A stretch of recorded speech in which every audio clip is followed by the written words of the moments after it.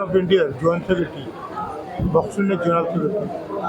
ডান দিকে বসে আছে জয়দীপ কর্মকার, বাঁ দিকে বসে আছে আলী কামার।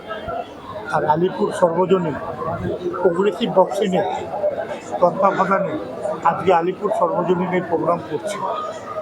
এই প্রোগ্রামটা সাফল্যমণ্ডিত করবার জন্যে জেলা স্তর থেকে সমস্ত বক্সাররা ছুটে এসছে। বাংলার বক্সিংকে কে আলী কামার হবে, কে সরিতা হবে, কে মেরি কম হবে।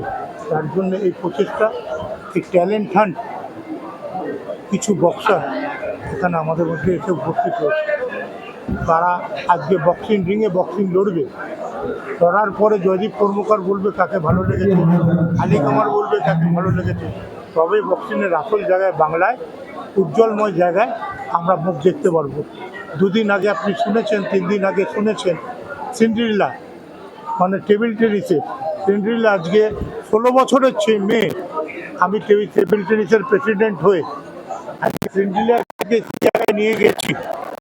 আজকে সুচিত্রা ছিল, মৌমা ছিল, এছাড়াও তোমার মান্তু ঘোষ থেকে শুরু করে, ঐকা থেকে শুরু করে, পৌলমী ঘটক থেকে, সৌম্যদীপ রায় থেকে সবাই ছিল। কিন্তু তার মধ্যেও আজকে সিন্ড্রিলা যে 16 বছর বয়সে যে পারফরমেন্স করেছে, আমার মনে করি বাংলার যত জয় জয়কার হবে আমাদের বাংলায় ভালো লাগবে। এরম অলিম্পিয়ান ডান দিক বাদিক আমরা সবসময় পাই, যেমন national games, Commonwealth games, Asian games, সমস্ত গেমসে তাদেরকে আমরা খুঁজে পাই। আজকের এই প্রোগ্রাম যাতে সাফল্যমণ্ডিত করবার জন্য আমার পাশে আছে কুণাল সাহা, তারক ঠাকুরদা, আরকে ঠাকুর। ইভেন সাহেব যেভাবে এই প্রোগ্রামটাকে সাফল্যমণ্ডিতের জায়গায় এগিয়ে নিয়েছেন, একটু পরেই ফিরাজ আকিমও হাসবেন আমাদের এই প্রোগ্রামে। দেখুন, আমরা তো সমস্ত ডিস্ট্রিক্টেই, আজকেই ডিস্ট্রিক্টের 24টা ডিস্ট্রিক্ট থেকে আমার বাড়িতে আজকে মিটিং হলো। সব বক্সিংয়ের যত বক্সারের প্রেসিডেন্ট সেক্রেটারি সব আমার জেলার কাছে, আমার সমস্ত লোকেরা আজকে ডেকে পাঠিয়েছিলাম তাদের।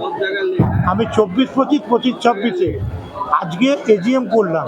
তার জন্যই আজকে এই স্টেট চ্যাম্পিয়নশিপটা আমরা করতে চলেছি। এটা যাতে আরও সুন্দরভাবে হয়, এবার বাংলায় জয় জয় করে।